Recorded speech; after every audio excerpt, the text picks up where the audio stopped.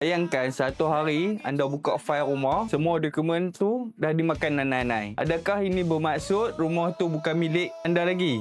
Cari Syamsul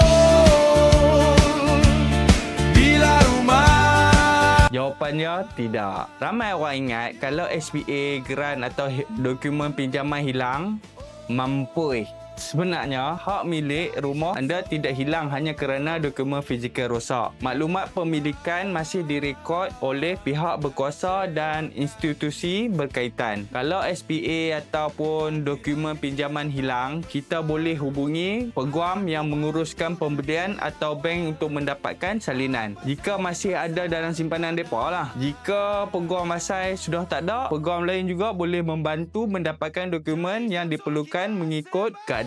Kalau melibatkan geran pula, jangan terus panik. Panic at the disco. Jika geran asal berada di bank kerana rumah masih still ada pinjaman, loan, bank biasanya masih menyimpannya dengan selamat. Kalau geran asal memang hilang, ada prosedur rasmi untuk memohon penggantian melalui pejabat tanah. Jadi, jangan panik kalau dokumen rumah hilang atau rosak. Yang penting, bertindak cepat dan hubungi pihak yang berkaitan. Dan selepas ini, simpan salinan digital semua dokumen penting di cloud ataupun dalam email kita sendiri. Kalau salinan fizikal rosak, anda masih ada rujukan. Dapat sesuatu?